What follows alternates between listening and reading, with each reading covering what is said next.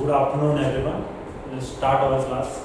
थोड़ा सा आज हेल्थ डाउन है मेरा, सर्दी कोल्ड एंड कफ है मेरे को, तो अपन आराम से चलेंगे। थोड़ा 2-3 टॉपिक कवर करते हैं, कोशिश करते हैं कुछ समझने का, है ना। तो फिलहाल हम लोग ये देख रहे हैं एविडेंसेस ऑफ इवोल्यूशन देख रहे थे, है ना। तो पहला एविडेंसेस हमने देखा था पैलियोंटोलॉजिकल एविडेंसेस, जिसमें हमने फॉसिल्स के बारे में समझा कि फॉसिल्स कौन से रॉक में मिलेंगे, फॉसिल्स क्या होते हैं, hard part of remaining of the body होते हैं ना, पैलियोंटोलॉजिकल एविडेंसेस। सेकंड हमने देखा कंपैरेटिव एनाटॉमी एंड मॉर्फोलॉजी, जहां पे आपने होमोलॉगस ऑर्गन और एनालॉगस ऑर्गन के बारे में समझा। और होमोलॉगस ऑर्गन में आपने एडाप्टिव रेडिएशन और एडाप्टिव डाइवर्जेंस समझा, वहीं एनालॉगस में adaptive convergent and convergent evolution को समझा था। ठीक है, उसके बाद फिर आपने कई एग्जांपल्स देखे। अब तीसरा आपके पास जो एविडेंसेस है वो है एम्ब्रियोलॉजिकल एविडेंसेस। तो 3 एविडेंसेस आपको याद रखना है, palaeontological, comparative anatomy and morphology, जिसमें आप होमोलॉगस और एनालॉगस ऑर्गन के बारे में डिस्क्राइब करोगे with adaptive radiation and adaptive convergence. और तीसरा नंबर एम्ब्रियोलॉजिकल एविडेंसेस। ये किसने दिया था बेटा? अर्नेस्ट हैकेल ने दिया था इसको, है ना। इसको क्या बोलते हैं हम? बायोजेनेटिक लॉ बोलते हैं। ये क्या कहता है? ये इनका एक स्टेटमेंट है, ontogeny recapitulate phylogeny. Ontogeny recapitulate phylogeny, इसका मतलब क्या है? इसका मतलब ये है कि जो भी ऑर्गेनिज्म है, जब उसका एम्ब्रियोनिक डेवलपमेंट होता है तो एम्ब्रियोनिक डेवलपमेंट के अलग अलग स्टेज में अपने जितने भी उसके एंसेस्टर है, जिससे भी वो डेवलप हुआ है, उसके अडल्ट स्टेज का कैरेक्टर उसमें दिखता है। क्लियर है बात? क्या बोल रहे हो? It means every organism during embryonic development saw adult stages of its ancestor. तो किसी भी ऑर्गेनिज्म का अगर जैसे फॉर एग्जांपल ह्यूमन, हमारा 9 मंथ का एम्ब्रियोनिक डेवलपमेंट है, जेस्टेशन पीरियड होता है 9 मंथ बराबर हम रहते हैं अंदर, उसको एम्ब्रियोनिक डेवलपमेंट बोलते हैं। उस एम्ब्रियोनिक डेवलपमेंट में ये कहना है कि जो आप फाइलम्स पढ़े थे, आप पढ़े हो कि पाइसेस, पाइसेस के बाद आपने पढ़ा था एम्फीबियंस, फिर रेप्टाइल्स, रेप्टाइल्स के बाद एव्स, एव्स के बाद आपने पढ़ा था मैमल्स। सही है? तो इन्हीं से आपका इवोल्यूशन हुआ है ना। ये लाइन से इवोल्यूशन के हिसाब से अरेंज हुआ। मैमल्स में हम आते हैं हाईली एडवांस वाले, और हमारे पीछे ये सब है, एव्स से, रेप्टाइल्स से, एम्फीबियंस से, पाइसेस से। तो जब हमारा डेवलपमेंट होगा तो कुछ जो पाइसेस मछलियां का अडल्ट कैरेक्टर जो है, एम्फीबियंस का, रेप्टाइल्स का अडल्ट स्टेज का कैरेक्टर एम्ब्रियोनिक डेवलपमेंट के समय हमारे में दिखता है। ऐसा किसका कहना था? बायोजेनेटिक लॉ अर्नेस्ट हैकेल का कहना था। क्लियर है? एक बार स्टेटमेंट फिर से पढ़ देते हैं। It means every organism during embryonic development saw adult stages of its ancestor. अपने पूर्वज का अडल्ट स्टेज का कैरेक्टर को दिखाता है एम्ब्रियोनिक डेवलपमेंट के समय में। क्लियर है? एग्जांपल आपको बताया इसने कि vestigial gill slits, vestigial gill slits just behind the head, यहाँ पे पीछे प्रेजेंट होता है, जो कि नॉन फंक्शनल है हमारे में और बाकी पीछे एव्स में और एम्फीबियंस में, बट वो फंक्शनल किस में था? पाइसेस में। किस में बनता था? फिशेस में फंक्शनल था, वहां पे वो होता है। लेकिन डेवलपमेंट के समय हमारे में भी, एम्फीबियंस में, रेप्टाइल्स में भी ये वेस्टिजियल गिल स्लिट दिखता है। ये एग्जांपल इसने दिया था। क्लियर है? इस थ्योरी को डिसअप्रूव कर दिया वॉन बेयर। वॉन बेयर एक प्रॉपर एम्ब्रियोलॉजिस्ट है। एम्ब्रियोलॉजिस्ट वो होता है जो स्टडी करता है एम्ब्रियो डेवलपमेंट में कि एम्ब्रियो डेवलपमेंट कैसे हो रहा है, कौन कौन से स्टेजेस आ रहे हैं। तो ये प्रॉपर एम्ब्रियोलॉजिस्ट थे। इन्होंने क्या किया कि एम्ब्रियो को कंपेयर किया अलग अलग स्टेजेस में। क्या किया? जैसे 1 मंथ, 2 मंथ, 9 मंथ है तो 1 month, 2 month, 3 month, 4 month, 5 month, 6 month, 9 month तक देखा। और बाकी जो दूसरे अडल्ट स्टेज हैं, 5 पीसेस, पाइसेस के, एम्फीबियंस के, रेप्टाइल्स के, उनके कैरेक्टर को इन एम्ब्रियोनिक स्टेजेस में खोज के देखा, तो ऐसा कुछ भी नहीं मिला आपको। बिल्कुल एम्ब्रियोनिक डेवलपमेंट के समय में ऐसा नहीं है कि पाइसेस, एम्फीबियंस सबका अडल्ट स्टेज का कैरेक्टर आप में आया था, ऐसा बिल्कुल नहीं। क्लियर? और एक एग्जांपल से समझो आप। पहले 2 चैम्बर है ना, पाइसेस, मछलियां की हम बात करें तो 2 चैम्बर हार्ट होता है, एम्फीबियंस में भी 2 चैम्बर हार्ट, रेप्टाइल्स में 3 चैम्बर और एव्स में 4 चैम्बर और ह्यूमंस में, मैमल्स में 4 चैम्बर। तो इनके हिसाब से क्या होगा कि पहले पाइसेस का कैरेक्टर एम्ब्रियोनिक डेवलपमेंट में आएगा। इसका मतलब पहले हमारे में 2 चैम्बर बनेगा, फिर 3 चैम्बर बनेगा धीरे से, फिर वो आगे जाके 4 चैम्बर बनेगा इस 9 महीने के दौरान, है ना। ऐसा लेकिन बिल्कुल नहीं था, ऐसा नहीं होता था। ऐसा किसका कहना है? वॉन बेयर का। इन्होंने क्या कर दिया, इस थ्योरी को डिसअप्रूव कर दिया, बोला बिल्कुल गलत थ्योरी है। क्लियर है? इन्होंने स्टडी किया एम्ब्रियो पे और बताया कि नहीं ऐसा कुछ नहीं है, ऑन्टोजेनिक रिकैपिचुलेट फाइलोजेनिक बायोजेनेटिक लॉ बिल्कुल रॉन्ग है, डिसअप्रूव कर दिया इस थ्योरी को।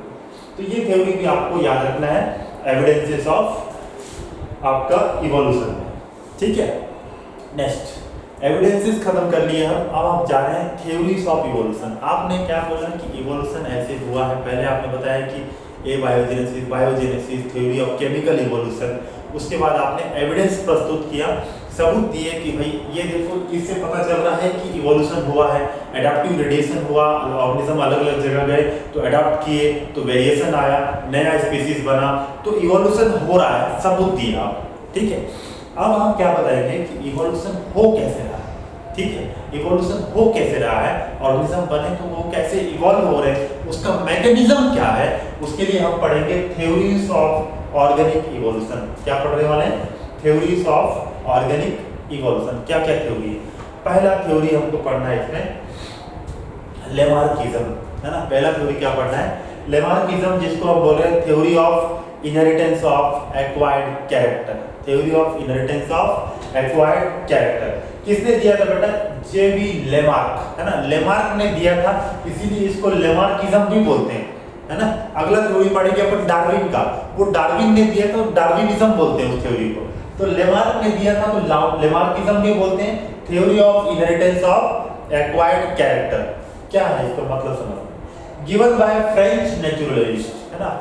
फ्रांस के थे वो, फ्रेंच थे, और नेचुरलिस्ट उसको बोलते हैं बेटा जो नेचर पे स्टडी कर रहा है, उसको क्या बोलते हैं आप? नेचुरलिस्ट बोलते हो। जैसे बायोलॉजी स्टडी करने को बायोलॉजिस्ट, जूलॉजी वाले एनिमल को स्टडी करने वाले जूलॉजिस्ट, बॉटनी प्लांट वाले को बॉटनिस्ट, वैसे ही ये क्या है? नेचुरलिस्ट की, ये नेचर पे स्टडी करते हैं।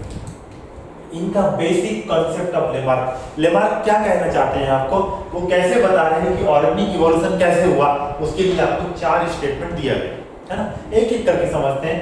पहला स्टेटमेंट है इंटरनल वाइटल फोर्स।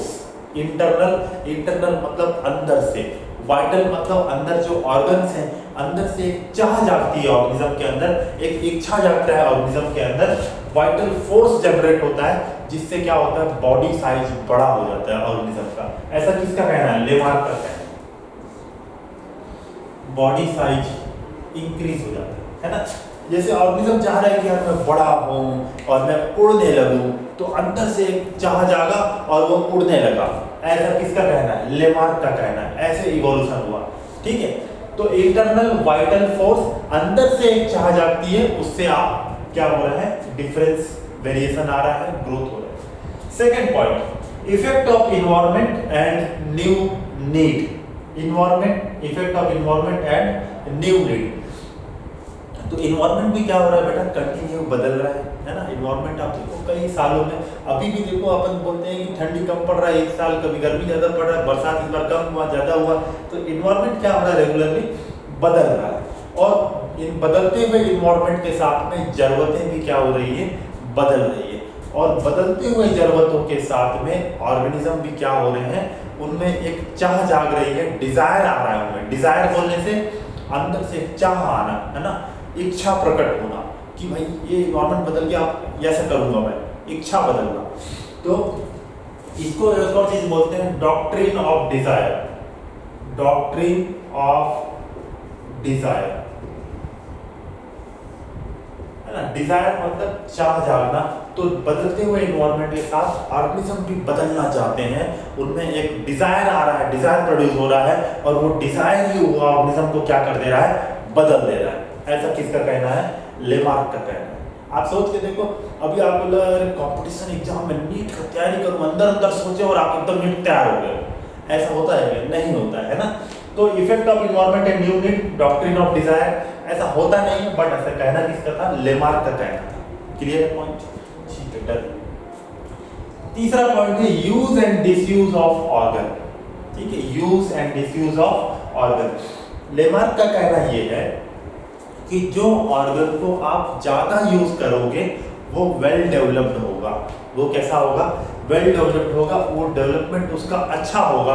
और जिसको आप कम यूज़ करोगे, जिसको यूज़ नहीं करोगे, वो धीरे धीरे क्या हो जाएगा? वेस्टिजियल हो जाएगा, रिमूव हो जाएगा, खत्म हो जाएगा वो ऑर्गन।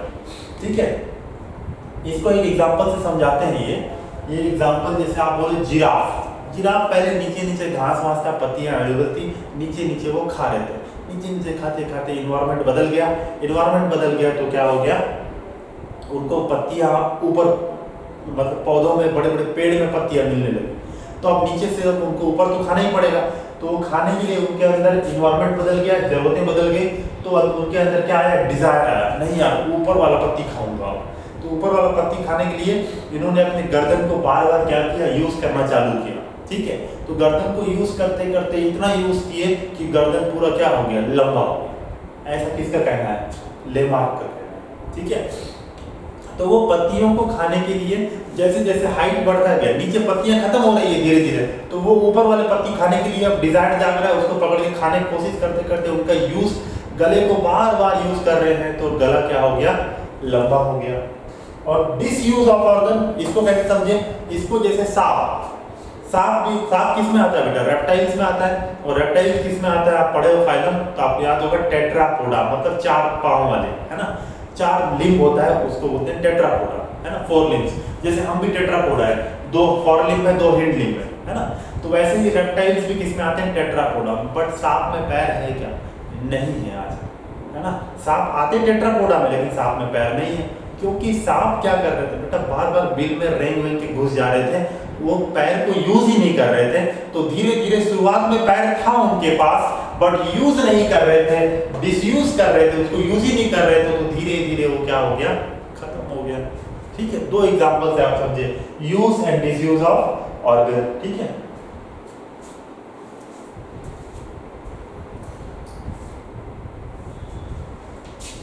ओके, नेक्स्ट, तो ये आपको समझ में आया। लास्ट पॉइंट इनका क्या है कि इनहेरिटेंस ऑफ एक्वायर्ड कैरेक्टर। इसी से इस थ्योरी का नाम है theory of inheritance of acquired character. तो इन कारणों से बेटा फिर समझना, इंटरनल वाइटल फोर्स, अंदर से एक वाइटल फोर्स जनरेट हो रहा है, जिससे ऑर्गेनिज्म का शेप, साइज वाइज बदल रहा है। दूसरा, इन्वायरमेंट बदल रहा है, तो जरूरतें बदल रही है, और जरूरतें बदलने से ऑर्गेनिज्म के अंदर एक चाह जाग रही है कि कैसे किया जाए, कैसे बदला जाए, और वो चाह उनको मजबूर कर रहा है कुछ नया वेरिएशन आने के लिए। तो ऑर्गेनिज्म उस चाह के कारण क्या हो जा रहा है? बदल जा रहा है। और तीसरा बताया कि जिसको ज्यादा यूज करोगे वो वेल डेवलप्ड होगा, और जिसको कम यूज करोगे वो लेस डेवलप्ड होगा। और इन तीनों, जो भी कैरेक्टर इन तीनों के कारण आएगा, जैसे वाइटल फोर्स के कारण आपका बॉडी साइज बढ़ गया अचानक से, इन्वायरमेंट और न्यू नीड के कारण, डॉक्ट्रिन ऑफ डिजायर के कारण, एक नए डिजायर के कारण आपके पंख उगाए। और ऐसे कारणों से, और यूज एंड डिसयूज होते होते गला लंबा हुआ। किसी जैसे पहला जिराफ है, उसको घास कम पड़ा, उसने खाना चालू किया, उसका गला लंबा हुआ।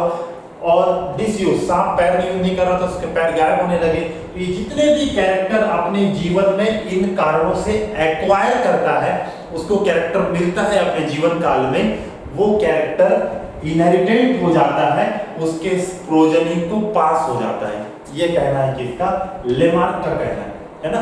इन तीनों कारणों से जितने भी कैरेक्टर अपने जीवन में एक ऑर्गेनिज्म एक्वायर करता है, उसके पास आता है, वो कैरेक्टर वो अपने ऑफस्प्रिंग को, अपने संतति को, अपने बच्चों को, अपने प्रोजनी को डायरेक्टली पास करता है, इनहेरिटेंट हो जाता है। ऐसा किसका कहना था? लेमार्क का कहना था। इसके हिसाब से अगर आप सोचे, तो अगर आप लोहार का बात करो, तो लोहार दिन भर पकड़ के लोहा को पीटते रहता है, तो उसका बाइसेप जो होता है, हाथ जो होता है, बहुत मजबूत होता है ना। इतना लोहा को पीट पीट के उसका हाथ इतना क्या हो गया? मजबूत हो गया, उसका बाइसेप बहुत मजबूत होता है ना। तो इसके हिसाब से अगर ये यूज, हाथ को बार बार यूज कर करके उसका हाथ क्या हो गया? मजबूत हो गया, सही है। तो हाथ को बार बार उसने यूज किया तो मजबूत हो गया, और मजबूत हो गया, और वो अपने इनहेरिटेंस ऑफ एक्वायर्ड कैरेक्टर, ये जो कैरेक्टर उसका हाथ मजबूत हो गया, ये कैरेक्टर है, वो अपने जीवन में उसको लोहा पीट पीट के उसने एक्वायर किया, और ये कैरेक्टर उसके ऑफस्प्रिंग को पास हो जाना चाहिए। बट ऐसा होता है क्या? लोहार का बच्चे का हाथ भी तगड़ा ही निकलेगा, ऐसा जरूरी है क्या? ऐसा जरूरी नहीं है, सही बात है। तो ये गलत बात है। ठीक है। अब क्रिकेटर का बच्चा एकदम क्रिकेटर ही निकलता है, शुरुआत से बैट पकड़ के खेलना चालू कर दिया, एकदम 6 चौका मार रहा है, ऐसा होता है क्या? नहीं होता है भाई। क्रिकेट खेल खेल के सचिन तेंदुलकर ने इतना कैरेक्टर एक्वायर किया, टेक्निक एक्वायर किया, क्या वो कैरेक्टर डायरेक्टली उसको पास हो जाएगा? नहीं, ऐसा जरूरी नहीं है। तो कुल मिला के इसमें कुछ पॉइंट्स ठीक थे, बट कुछ पॉइंट्स क्या थे? इनहेरिटेंस ऑफ एक्वायर्ड कैरेक्टर, ये पॉइंट क्या हो गया? गड़बड़ हो गया। ये बात ठीक है, use and disuse of organ, ठीक है, जिसको आप ज्यादा यूज करोगे वो डेवलपमेंट ज्यादा होगा। जैसे जिम जाते हैं, है ना, एक्सरसाइज करते हैं, आप देखिए रनर जो डेली रन करते हैं, दौड़ते हैं, उनका पैर ज्यादा मजबूत होता है, ऑफ कोर्स, है ना। आप हम जैसे हम दौड़ते नहीं है, जो हमारे साथ दौड़ रहा है उसके साथ हम दौड़ेंगे तो वो ज्यादा दौड़ पाएगा, क्योंकि उसका पैर मजबूत है, हम थक जाएंगे, हम रुक जाएंगे, ठीक है। तो उसका डेवलपमेंट अच्छा होगा, कैरेक्टर एक्वायर होगा। डिसयूज, जिसको आप ज्यादा यूज नहीं करोगे वो कमजोर होगा, बिल्कुल ठीक है, चलेगा, बट ये एक्वायर नहीं होता है, इनहेरिटेंस नहीं होता है इसका, इस कैरेक्टर का इनहेरिटेंस डायरेक्टली नहीं होता है। यही पॉइंट इन्होंने क्या बोल दिया? गलत बोल दिया, अदरवाइज मोटा मोटा ठीक था, ठीक है। तो ये आपका लेमार्किज्म थ्योरी है, नेचुरलिस्ट जेपी लेमार्क ने दिया था। ये 4 पॉइंट आपको याद रखना चाहिए। इसको आप देखो 5 मिनट, फिर आगे कंटिन्यू करें।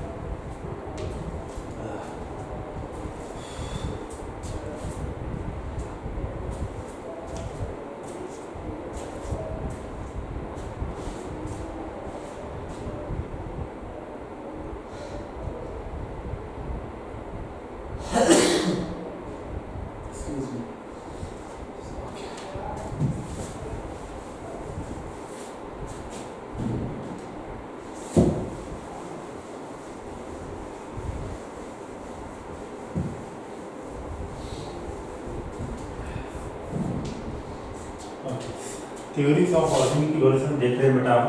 अब सेकंड पॉइंट देखेंगे, लेमार्किज्म देखें। लेमार्क के बाद एक और साइंटिस्ट आएंगे, बिग शॉट डार्विनिज्म। ठीक है, डार्विनिज्म इनको बोलते हैं कि थ्योरी को बोलते हैं theory of natural selection. Theory of natural selection, ठीक है। डार्विनिज्म किसने दिया था बेटा? चार्ल्स डार्विन ने दिया था। चार्ल्स डार्विन ने दिया था। इन्होंने एक बुक लिखा था जिस बुक का नाम है origin of species. Origin of species, ठीक है। आपको एक और बताया था बुक ऑरिजिन ऑफ लाइफ, वो लिखा था ओपेरॉन ने, और ऑरिजिन ऑफ स्पीसीज लिखा है चार्ल्स डार्विन ने। चार्ल्स डार्विन बेटा ये निकले थे शिप में, जहाज में। आपको बताया था मैं इससे पहले इंट्रोडक्शन में। चार्ल्स डार्विन भ्रमण करने निकले थे किसमें? HMS बीगल शिप में। HMS बीगल शिप में ये क्या निकले थे? घूमने निकले थे। और घूमने निकल के ये कहाँ पहुंचे थे? गैलापागोस आइसलैंड पहुंचे थे, है ना। ये आपको डार्विन फिंचेस बताया था, तब बताए थे ये वाला पॉइंट, ठीक है। गैलापागोस आइसलैंड पहुंचे थे। ऑरिजिन ऑफ स्पीसीज नाम का बुक लिखा, उसी में इनका ये थ्योरी ऑफ नेचुरल सिलेक्शन दिया हुआ है। क्लियर? तो आपको ये पूछते रहता बराबर HMS कौन से शिप में गए थे, तो आपको आंसर करना सीधा HMS बीगल शिप में गए थे। कौन सा आइसलैंड? गैलापागोस आइसलैंड गए थे। और डार्विन जो थे बेटा, Darwin was influenced by Thomas Malthus. Thomas Malthus, है ना। थॉमस मैल्थस एक साइंटिस्ट थे, वो पॉपुलेशन पे काम कर रहे थे। किस पे काम कर रहे थे? पॉपुलेशन पे, कि पॉपुलेशन ग्रोथ कैसे होता है। अभी एक पॉइंट देखेंगे वही समझ में आएगा। तो पॉपुलेशन ग्रोथ कैसे होता है, कितना तेजी से ग्रो हो रहा है कि नहीं हो रहा है, उस पे इन्होंने काम किया था। और इनके काम से कौन इन्फ्लुएंस थे? डार्विन इन्फ्लुएंस थे। डार्विन को इनका काम अच्छा लगा था। इन्फ्लुएंस मतलब उनके काम से इनको अच्छा लगा, उसको काम को उन्होंने हेल्प लिया, आगे जाके उनको यूज किया था, ठीक है। तो थॉमस मैल्थस इन्होंने काम किया था वर्क ऑन पॉपुलेशन। जिसमें वर्क किए थे वर्क ऑन पॉपुलेशन। इनके काम से क्या थे? वो इन्फ्लुएंस थे। इसके अलावा एक पॉइंट आपको और याद रखना है कि एक और साइंटिस्ट थे अल्फ्रेड रसेल वेलेस। वो भी एक दूसरे आइलैंड में क्या कर रहे थे? काम कर रहे थे, है ना। तो वो दूसरे आइलैंड में जब काम कर रहे थे, तो इसी समय जब चार्ल्स डार्विन ने ऑरिजिन ऑफ स्पीसीज ये बुक लिखा है 1859, इसी के आसपास सेम टाइम में अल्फ्रेड रसेल वेलेस भी काम कर रहे थे। और जो कंक्लूजन जो डार्विनिज्म बोल रहे थे, वही कंक्लूजन लगभग दूसरा जो साइंटिस्ट आपको बता रहे हैं, उन्होंने भी सेम कंक्लूजन दिया था। तो ये पॉइंट पे आपको याद रखना है, ठीक है। अल्फ्रेड रसेल वेलेस, है ना, was working at same time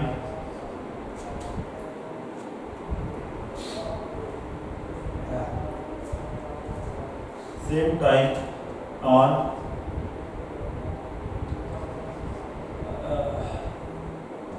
archipelago Iceland and came to same conclusion and came to similar conclusion like Darwin.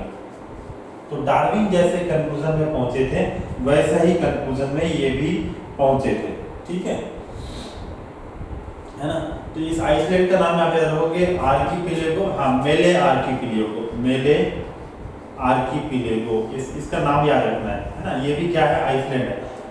Clear point, ठीक है। आपको क्या बोल रहा हूँ बेटा, ध्यान से लेना। HMS बीगल शिप से घूमने कौन निकला था? डार्विन निकले थे। डार्विन HMS बीगल शिप से कहाँ पहुंचे थे? गैलापागोस आइसलैंड पहुंचे थे। आइसलैंड का नाम, आइसलैंड वो होता है बेटा जहाँ चारों तरफ पानी है और बीच में जमीन होता है, इसको बोलते हैं आइसलैंड, है ना। तो ऐसी जगह में पहुंचे थे, इसका नाम था गैलापागोस आइसलैंड। कौन पहुंचा था? डार्विन पहुंचे थे। उसी समय जब डार्विन काम कर रहे थे, और डार्विन जब ये 1859 में इन्होंने बुक लिखा, तो जो अपना कंक्लूजन बताया उन्होंने घूम के कि उनको क्या दिखा, तो वैसी समय में अल्फ्रेड रसेल वेलेस, ये एक और साइंटिस्ट थे जो इसी समय के आसपास काम कर रहे थे, और लेकिन वो दूसरे आइसलैंड में काम कर रहे थे, मेले आर्किपिलेगो, इस आइसलैंड में काम कर रहे थे, और सिमिलर रिजल्ट जो डार्विन ने दिया था वही रिजल्ट इन्होंने भी दिया था। क्लियर है? तो इतना पॉइंट आपको डार्विनिज्म में याद रखना है। अब डार्विनिज्म का दो मेन कॉन्सेप्ट है।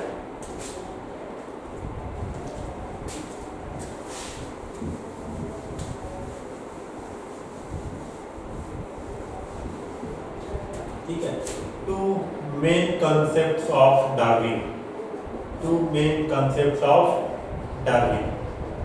डार्विन का जो दो मेन कॉन्सेप्ट है वो एक है ब्रांचिंग डिसेंट, ब्रांचिंग डिसेंट, और दूसरा है नेचुरल सिलेक्शन, नेचुरल सिलेक्शन। दो मेन कंसेप्ट है, कौन कौन सा? ब्रांचिंग डिसेंट और नेचुरल सिलेक्शन। ब्रांचिंग डिसेंट का मतलब होता है पैटर्न ऑफ इवोल्यूशन, इवोल्यूशन कैसे हुआ है, पैटर्न उसका क्या है, पैटर्न ऑफ इवोल्यूशन को समझाता है कौन? Branching descent. और नेचुरल सिलेक्शन क्या समझाता है कि इवोल्यूशनरी फोर्सेस क्या क्या है, इवोल्यूशनरी फोर्सेस, कि इवोल्यूशन कैसे होगा, कौन से फोर्स होंगे, कौन से वो कारण होंगे जिससे इवोल्यूशन होगा, वो क्या बताता है? Natural selection. ठीक है, तो ये दो मेन पॉइंट है जो डार्विन के थ्योरी पे बेस्ड हैं, branching descent, natural selection. Branching descent क्या दिखाता है? पैटर्न ऑफ इवोल्यूशन दिखाता है। इवोल्यूशनरी फोर्सेस कौन दिखाता है? नेचुरल सिलेक्शन बताता है। तो ये भी डायरेक्ट क्वेश्चन में पूछता है। ठीक है, इसके अलावा हम क्या पढ़ेंगे? Points of Darwinism, points of Darwinism. Darwinism कैसे एक्सप्लेन करेंगे कि इवोल्यूशन कैसे हुआ है। ठीक है, डार्विन कैसे एक्सप्लेन करेंगे कि इवोल्यूशन कैसे हुआ है, तो एक एक करके देखते हैं। ये पहला पॉइंट ये बोल रहे हैं ओवर प्रोडक्शन। पहला पॉइंट इनका क्या है? Over production. इसका मतलब क्या है? इसका मतलब ये है, डार्विन ये बता रहे हैं कि अगर पॉपुलेशन, एक पॉपुलेशन है वो मैक्सिमम रिप्रोडक्शन करे, अगर मैक्सिमम रिप्रोडक्शन करे, है ना, मैक्सिमम रिप्रोडक्शन कर रहा है, तो होना क्या चाहिए कि एक्सपोनेंशियल ग्रोथ होना चाहिए। 2 से 4, 4 से 8, 8 से 16, 16 से 32, एकदम साए ग्रोथ हो रहा है। कुछ आपको इस टाइप का ग्राफ मिलना चाहिए।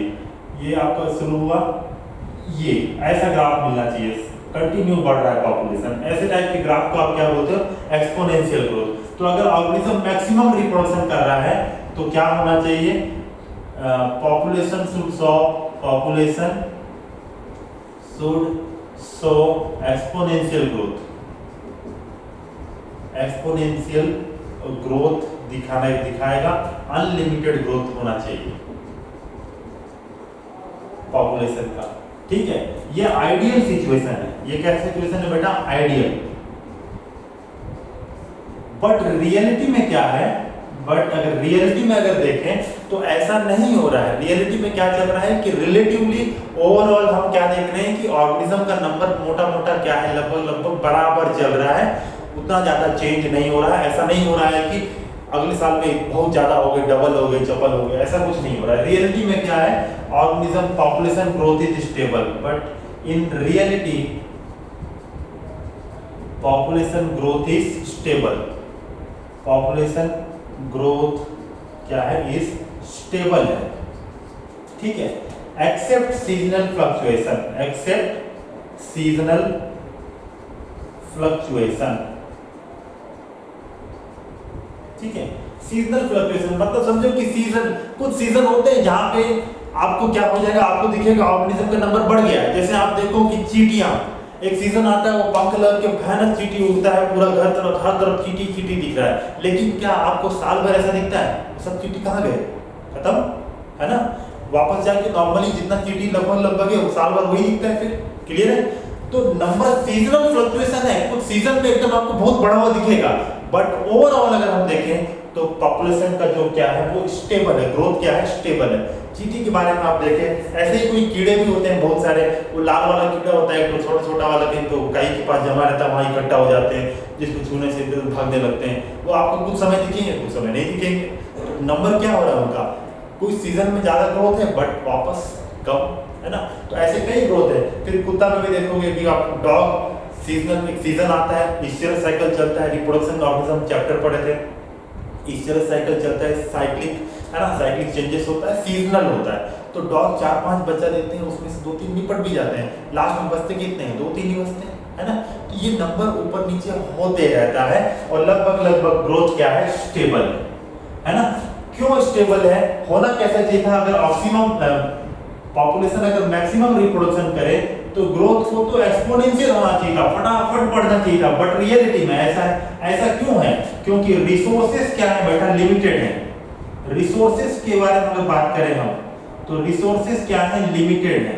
रिसोर्सेज मींस फूड, शेल्टर, है ना, खाना, रहने का जगह, ये सब क्या है, फूड, शेल्टर लिमिटेड है। तो लिमिटेड, अगर फूड लिमिटेड है, शेल्टर लिमिटेड है, तो क्या होगा, अगर ऑर्गेनिज्म कंटिन्यूअसली बढ़ रहे हैं, एक्सपोनेंशियल ग्रोथ हो रहा है, तो एक दूसरे को मार मिटा के जगह, रहने के लिए जगह भी तो होना चाहिए, है ना। तो रहने के लिए जगह होना चाहिए, जगह होना चाहिए, तो क्या होगा, कंपटीशन चालू हो जाएगा। क्या चालू हो जाएगा, कंपटीशन चालू हो जाएगा। जैसे फॉर एग्जांपल बहुत ज्यादा ऑर्गेनिज्म हो गए, रहने के लिए जगह कम है, तो आपस में क्या करेंगे, कंपटीशन करेंगे, एक दूसरे को मारेंगे, हम रहेंगे बोलते, ठीक है। तो कई प्रकार का कंपटीशन चालू हो जाएगा और इससे क्या जनरेट होता है, स्ट्रगल फॉर एग्जिस्टेंस, जीवन की लड़ाई चालू हो गई, है ना। जीवन जीना सब चाहते हैं, सबका ग्रोथ हो रहा है तो सब क्या चाहते हैं, जीवन जिए, और जीवन जीने के लिए अब क्या पढ़ना पड़ेगा, लड़ना पड़ेगा। क्यों, क्योंकि रिसोर्सेज क्या है बेटा, लिमिटेड है, और लड़ेंगे तो कुछ मरेंगे और कुछ जिएंगे, सही बात है, कुछ मरेंगे कुछ जिएंगे। इसलिए रियलिटी में क्या है, ग्रोथ क्या है, स्टेबल है, धुआंधार अनलिमिटेड नहीं बढ़ पा रहा है। क्लियर पॉइंट ये वाला, है ना। आई बिलीव आपको समझ में आ गया होगा। तो सेकंड पॉइंट हम क्या लिखेंगे इसमें, फूड, शेल्टर, ओवर प्रोडक्शन आपको समझ में आया। सेकंड पॉइंट क्या आएगा, struggle for existence. Over production से आपको ये समझ में आया कि स्ट्रगल फॉर एग्जिस्टेंस, जीवन की लड़ाई चालू हो जा रही है। स्ट्रगल मतलब लड़ाई, है ना। स्ट्रगल फॉर एग्जिस्टेंस मतलब अस्तित्व की लड़ाई लड़ना पड़ेगा आप सबको, है ना। क्यों लड़ेंगे, क्योंकि फूड, शेल्टर कम है, लिमिटेड है, अनलिमिटेड नहीं है ये, है ना। तो फूड, शेल्टर अनलिमिटेड है, तो स्ट्रगल फॉर एग्जिस्टेंस, कंपटीशन होगा। कंपटीशन कौन सा कंपटीशन, कैसा लड़ाई लड़ेंगे अपन, इंट्रा स्पीसीज कंपटीशन, है ना। दूसरा एक लड़ाई होगा इंटर स्पीसीज कंपटीशन, और तीसरा आप पढ़ोगे इन्वायरमेंटल स्ट्रगल्स,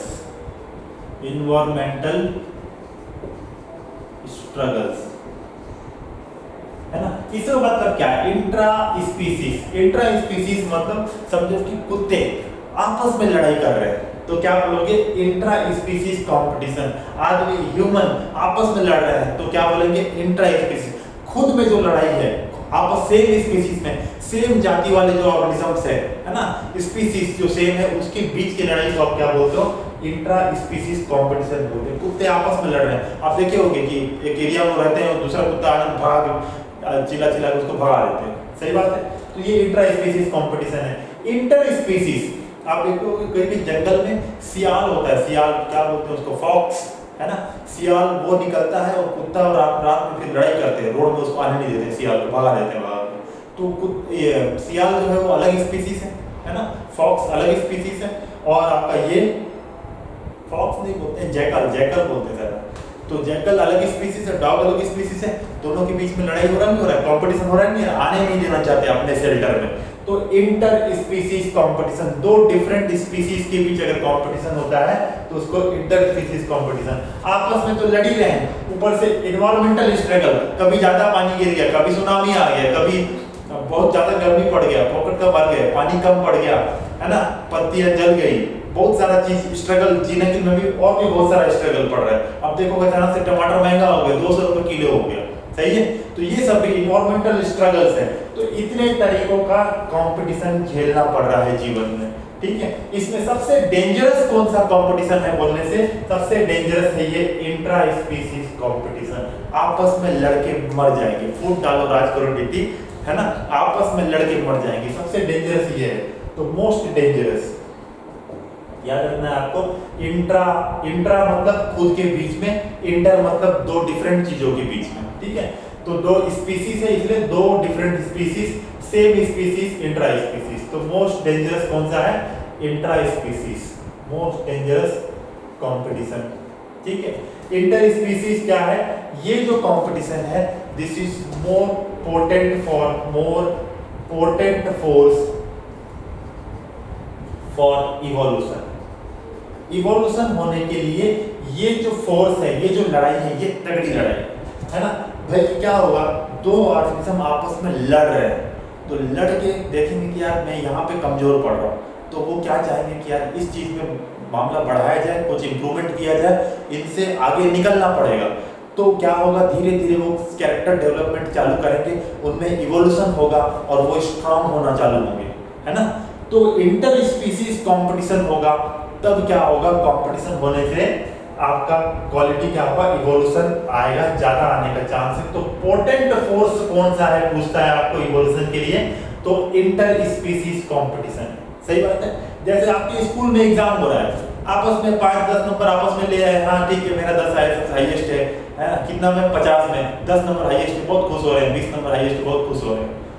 पूरे जिले का स्कूल में, पूरे छत्तीसगढ़ का कंपटीशन हुआ, आपका 10 आया और कई लोग, लाखों लोग ऊपर है, 50 नंबर में 49 नंबर 45 नंबर लेके आए, ये कंपटीशन। अब इससे जो नीचे 10 नंबर वाले को क्या लगेगा, अरे यार उधर 45 नंबर, मेरा 10 नंबर, अब इसको मन करेगा क्या, नहीं यार 45 लाना है, 40 लाना है, तो इवोल्यूशन होगा, अपने अंदर बदलेगा वो, है ना, और वो पढ़ाई लिखाई करके फिर 40 लेके आएगा। तो इंटर स्पीसीज कंपटीशन क्या होता है, पोटेंट फोर्स होता है इवोल्यूशन के लिए, ठीक है। तो ये दोनों पॉइंट को आप क्या रखना है, ये मोस्ट डेंजरस है और ये मोर पोटेंट फोर्स है इवोल्यूशन के लिए। ये दो पॉइंट हो गए, स्ट्रगल फॉर एग्जिस्टेंस, ठीक है। इसके आगे बेटा कल देखेंगे, आज ऐसे भी थोड़ा सा डाउन है तबीयत, है ना, आप देख ही होंगे क्या चल रहा है ना, सब बताने में भी बड़ा प्रॉब्लम हो रहा है। तो अपन कल देखेंगे इसको आगे, यहीं से कंटिन्यू करेंगे, पहला पॉइंट से ओवर प्रोडक्शन से रिवाइज करते हुए। टोटल 6 पॉइंट है, 5-6 पॉइंट ओवर प्रोडक्शन से स्टार्ट करेंगे, वापस स्ट्रगल फॉर एग्जिस्टेंस देखेंगे, और तीसरा पॉइंट फिर हम देखेंगे वेरिएशन, है ना। तीसरा पॉइंट क्या देखेंगे, वेरिएशन। अगर लड़ाई लड़ना पड़ रहा है तो कुछ ना कुछ आपके पास क्वालिटी होना चाहिए, उस क्वालिटी से ही आप क्या जंग को जीत पाओगे। जिसके पास वो क्वालिटी नहीं होगा वो हार जाएगा, और जो जीत गया वही सिकंदर, वही आगे बढ़ेगा। और नेचर, प्रकृति भी क्या करेगी, उसी को सेलेक्ट करेगी, उसी को बोलते हैं नेचुरल सिलेक्शन। क्लियर है, उसी को क्या बोलते हैं, नेचुरल। जो ज्यादा फिट है, जो ज्यादा एडाप्टेशन कर पाया, जो जीवन जीने के लिए ज्यादा वेरिएशन लेके पाया, अच्छा वेरिएशन लेके आ पाया, जो उसको उपयोगी था उसके जीवन जीने के लिए, उसी को नेचर भी क्या करता है, सेलेक्ट कर लेता है। और जो कमजोर था उसको नेचर छोड़ देता है, और धीरे धीरे कमजोरों की संख्या कम हो जाती है, जो अच्छा था उसकी नंबर बढ़ जाती है, और उन्हीं का पॉपुलेशन आपको दिखने लगता है। ठीक है, यही थ्योरीज ऑफ नेचुरल सिलेक्शन है। इसको पॉइंट बाय पॉइंट हम फिर से देखेंगे, ओवर प्रोडक्शन से स्टार्ट करेंगे। पहला पॉइंट ये है, दूसरा ये है, तीसरा अपन देखेंगे, जैसे करके 4-5 पॉइंट देखेंगे, फिर ऐसे धीरे धीरे करके आगे बढ़ेंगे। तो कल देखते हैं इसको, ठीक है। Thank you for today's class, let's meet tomorrow. Okay.